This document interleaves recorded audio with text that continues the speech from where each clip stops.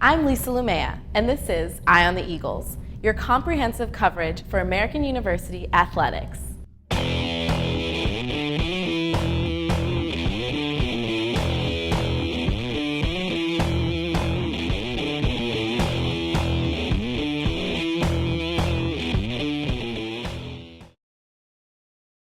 A Flying Hawaiian leads AU's wrestling team in the NCAA championships, and the women's basketball team earns its first ever at-large bid to the WNIT.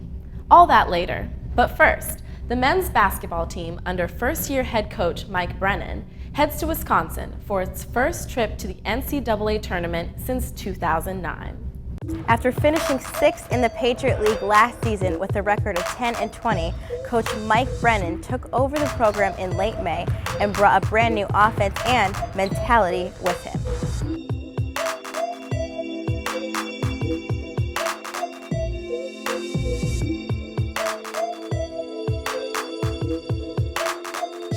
The Eagles struggled early, losing 7 of their first 10. A win to end December at Maryland Eastern Shore sparked an 11-game win streak, including a sweep in the first round of Patriot League play.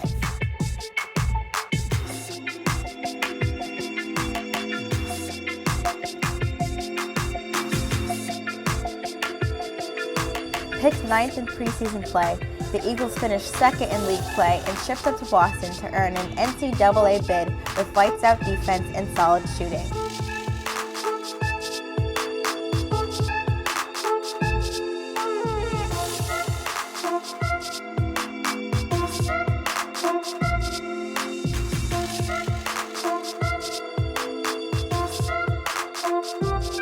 AU waited with supporters as the team learned that Wisconsin would be its second-round opponent in March Madness.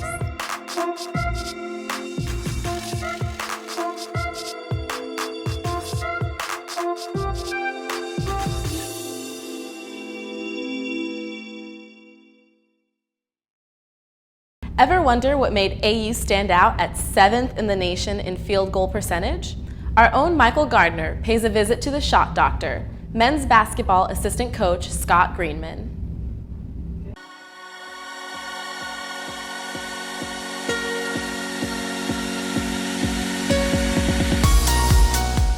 Well, shooting is something that I think you can become consistent at, and so what we try to do is just make everybody's shot as consistent as possible. And so when I see something that somebody's doing that is not beneficiary to being consistent with it every time, we try to make a change. But there's a lot of things you have to take into factor. Are they making shots is one, so you can have an ugly shot and and if you make it all the time, we're not going to mess with it. But shots where you see room for improvement, kind of in your heart that can be changed for the better, we try to make a change. I've been known to tinker with a few guys' shots throughout the year and before the season, so I think a few of the assistant coaches came up with that maybe in the spring and fall of last year, to give me that name, because like I said, I've been working with a few of the guys on their shots. If I'm going to take credit for being the shot doctor, then I have to take credit for shooting at 40% this year after he was about 50 last year, so he goes down under my watch as well. But no, Jesse's shooting the ball incredibly well. John's making shots, Tony's scoring in the post, and the other guys are doing a good job of picking their spots when they need to be aggressive. And we're getting for the most part good looks, and we've been able to knock them down. We'll be back to see if the shot doctor can fix Michael's free throw, and more NCAA tournament coverage. Welcome back to Eye on the Eagles. Michael Gardner is about to take the shot doctor's medicine to fix his free throw. It's called a free throw, so it's supposed to be one of the easiest shots in basketball. So typically you'd, when you're young, they tell you to come up with kind of a routine that you have when you go to the line. So mine used to be flip the ball out, take a couple of dribbles, bend the legs, follow through, and miss. I haven't tried a foul shot in about 6 years, and follow through. And so the main things that we try to concentrate on with our guys are kind of using your legs and then finishing the shot. And so, your legs give you your touch. So you bend your legs and then follow through So the things that can be consistent. So I can bend my legs every time, and then I can follow through with my arm and have it be locked out so that I know I'm doing the same thing every single time. So did you also, I guess, the fundamentals and the fact the elbow has to be in? Or does it matter? Nah. The players on your team, guys like Pee-wee, Shof, they all have so many different. Yeah, no, I don't. There's not one way to shoot. You know, I think you look around at the best shooters in the world in the NBA, and they all shoot differently.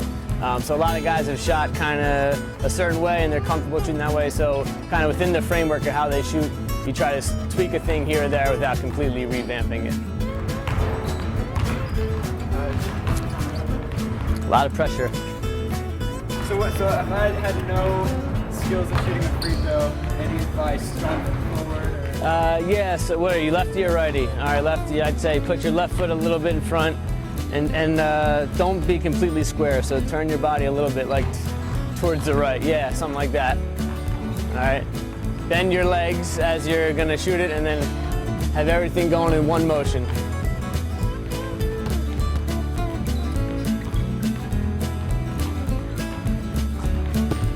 Wow, should be teaching some of us. That was pretty nice. Rotation was a little funky, but everything else looked good. As long as it goes in right? Exactly. The results are what matters. Thanks again for joining us. Absolutely. Thank you for having me. Thanks, Michael. Nice shot. When the AU men left Washington, D.C., it was all business from there as the team arrived in Milwaukee, Wisconsin.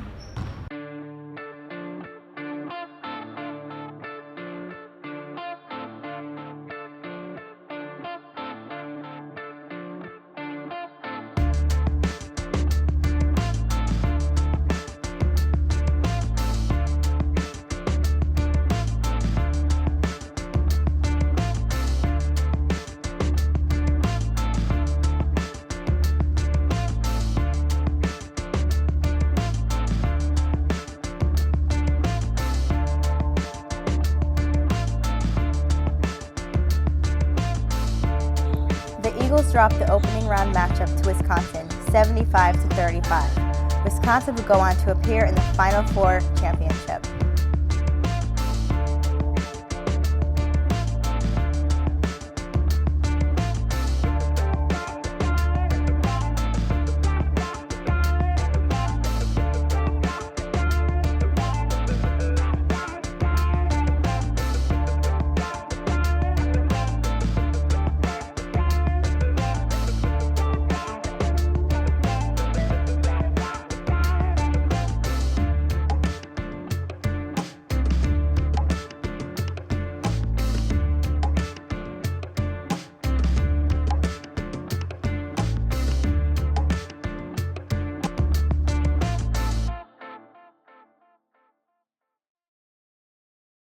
The men's team wasn't the only team that appeared in postseason play this winter. Stay tuned for more championship coverage. This February, Coach Barry Goldberg sent Sarah Katz and Kelly McCadden to the Olympic Training Center in Colorado Springs to compete with the nation's top talent in NCAA volleyball.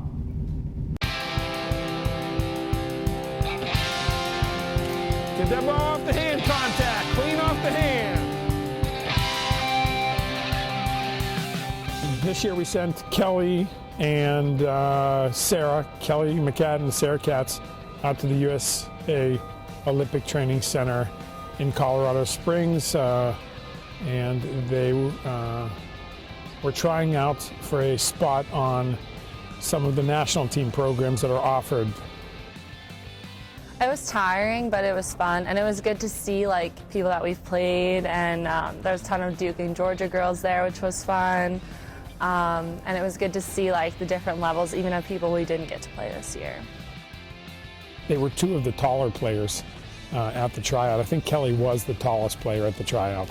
And Sarah, being a 6'4" outside hitter, was certainly a strong physical player as an outside. So they both had a neat opportunity to compete against some of the best players around the country at most of the best colleges. And I think some of the colleges sent as many as 6 or 7 players. Quite a hefty budget to do that, but yeah, we sent 2 players to the tryout, and I think it was a great experience for them, from what I've heard from them. it was cool to play with, like, there was mostly older players there as well, so there was a lot of like juniors and seniors, so I was kind of an underclassman at the camp. So that was definitely like getting their experience and just how other people react on the court. And I think just the atmosphere, hopefully Kelly and I can bring that atmosphere to our court practices. Don't bring the arm down here though. I want you to extend the arm.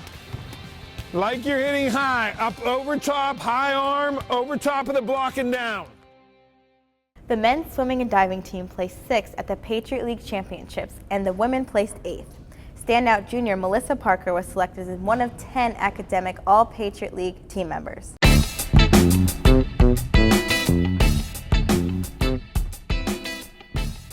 We felt like the conference meet went very well for us. Obviously, we had some injuries.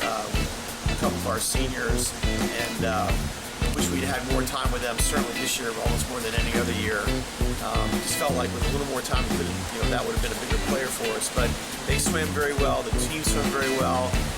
Both teams moved up in places, and then that's with the inclusion of the other teams that joined the conference for the first year. So we were pretty happy with how it turned out. Yeah, our season went really well this year. We had a really big freshman class coming in, and a lot of times that can be tricky. It's just a lot of people coming from different programs, but our freshman class did really well, and they definitely benefited us at conferences. We swam some really good meets throughout the year. We had a really competitive meet with Georgetown, who's our rival, which is always a really fun meet to swim in. We had a great conference meet. We came in 6th place, but we're swimming against people who are fully funded, and we're not funded at all. And we just had a great meet given that, and I mean, everyone worked really hard. We came in 6th place out of 10 teams. That's with 2 new teams. Everyone was really happy. Most people swam really good times, so it was a great meet for us. I thought we had a really strong season. The way swimming works is the entire season kind of culminates with the championship at the end of the year. So that's what we're working towards the whole year. That's what we're thinking about when we're training.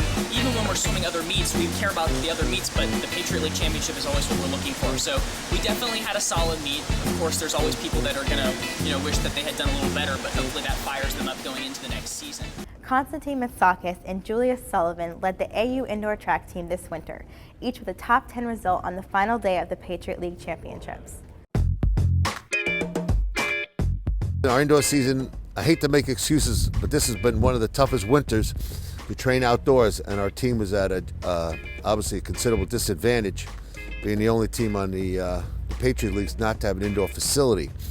And Washington, D.C. has been a great weather the last 18 years or so that I've been here, but this year it seemed every time we were on the track it was either snowing or blowing or Arctic air. So it was definitely a test of dedication from these athletes as they stayed healthy, but they missed a lot of training, so we're a little behind the 8 ball in that department. So I'm very proud of them for staying healthy, and they did their best, and we had some girls really did some good PRs, and some of the boys didn't get the times they were looking for, but they put the good training that will show this spring when the weather comes.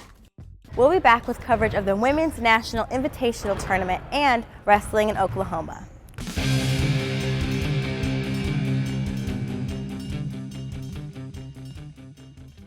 I think if you look at the year as a whole and the amount of time that we had to do what we did, it was a huge success.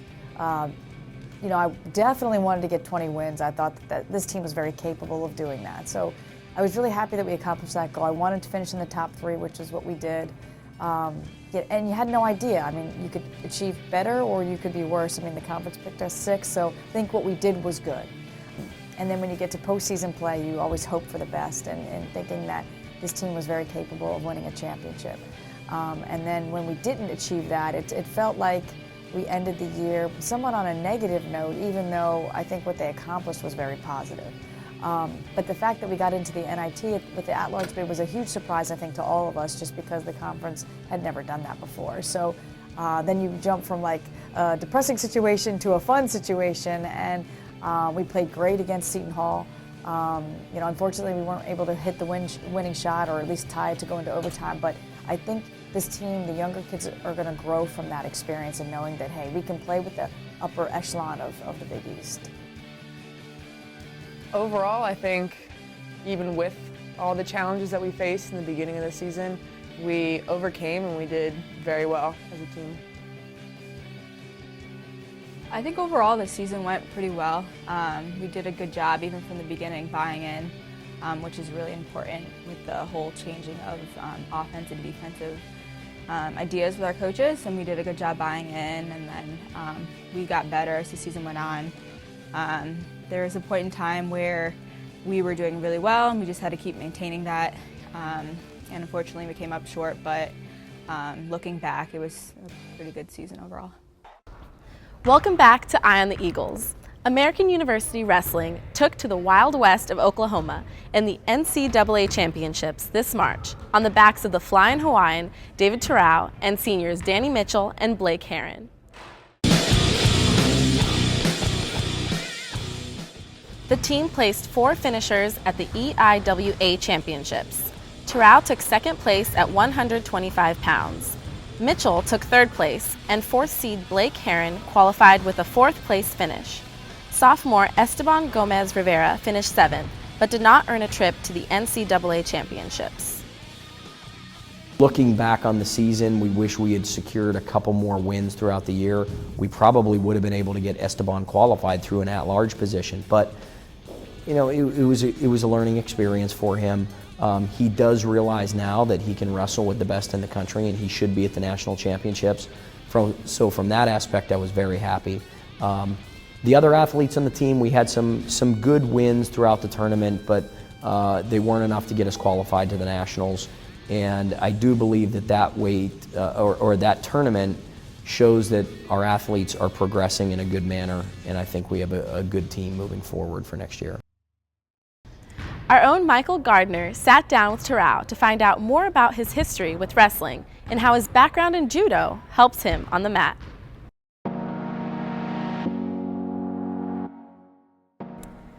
I sort of played around with it when I was younger, maybe like late elementary school, early middle school, and then started playing around even more with it in high school, and just a way to have fun, get a good workout at the same time, I guess. It gives you a good deal of spatial awareness, so someone is throwing you or trying to put you on your back, you can sort of know where you are and get yourself back to your feet. They're very similar in that they are both individual sports with weight classes, and they involve a heavy amount of grappling. Grappling's the main focus in both. The differences are the uniforms. In judo you wear a gi that you can grab, and then of course wrestling you wear a singlet, and the rules are a little different as well. Judo is more focused on throws and on stand-up game, where wrestling's more focused on takedowns and pins, I would say. But yeah, overall they're very similar, and they both have skills that translate to each other. As far as wrestling goes, of course, I want to see how well I can do and ultimately try and get that NCAA title. Academically, I want to be an academic All-American for the next couple of years, and as far as career goals, I'm not totally set on anything yet, but I definitely like to, at some point, find my way back to Hawaii and see if I can do something with psychology there. So we'll see how that goes. David's maturity, I think, is the biggest thing that we've seen. He takes on a lot of responsibility on himself now. As a red-shirted freshman, he was really just kind of going day to day. He didn't have an expectation for himself. He had goals, but he wasn't following up on a day-to-day or week-to-week basis and checking on those goals. Was he accomplishing what he needed to in that time frame? He's helped me evolve from just a wrestler who does judo moves to a wrestler who can pretty much do everything he needs to do to be successful. So, in addition, he's just a great example of what we need to do right, and how we can be NCAA champs. So, which is the goal.